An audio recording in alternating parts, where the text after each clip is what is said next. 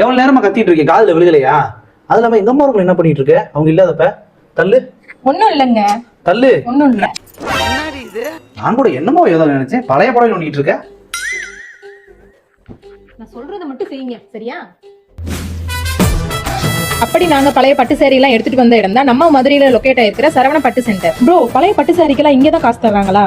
ஆமாங்க, நம்ம சரவண பட்டு சென்டர்ல வந்து பழைய பட்டு சேரீ எல்லாமே உரசி பார்த்துட்டு குவாலிட்டி செக் பண்ணி நல்ல ரேட் கொடுத்து நம்ம எடுத்துக்கிறோம். உண்மையாவா? பட்டு சேரி காசு? ஆமாங்க, அப்படி நம்ம கொண்டு போன சேரி எல்லாம் இப்படி உரசி பாக்குறப்ப ரெட் கலர் வந்துச்சுன்னா அது காப்பர் சரி, அது ரேட் போகாதுங்க. அதுவே சில்வர் கலர் வந்துச்சுன்னா அது சில்வர் சரி, அது நல்ல ரேட்டுக்கு எடுத்துக்குவாங்க. நீங்க கொண்டு வந்த சேலை வந்து இந்த 3 சேலையும் போங்க, இந்த 2 சேலை வந்து போகாது. இந்த 2 சேலை வந்து காப்பருங்க, இந்த 3 சேலையும் வந்து வெள்ளி ஜரிகை தான். இந்த 3க்கு சேர்த்து உங்களுக்கு ஒரு 48,000 போங்க உங்களுக்கு. என்னது 48,000-மா? உங்களால நேரடியா வர முடியலன்னா கூட பரவாயில்லைங்க, ஸ்கிரீன்ல தெரிற நம்பருக்கு உங்க சாரியை வாட்ஸ்அப் பண்ணீங்கன்னா அவங்களே குவாலிட்டி செக் பண்ணிட்டு வீட்டுக்கே நேரடியா வந்து பணம் கொடுத்துட்டு சாரியை வாங்கிக்குவாங்க. இவங்க கிட்ட பழைய பட்டு சாரி மட்டும் இல்லாம வெள்ளி பொருட்களுக்கும் குவாலிட்டி செக் பண்ணிட்டு நல்ல ரேட்ல எடுத்துக்கிறாங்க. அது மட்டும் இல்லைங்க, all over Tamil Nadu door step pickup கூட பண்ணி கொடுத்துட்டு இருக்காங்க.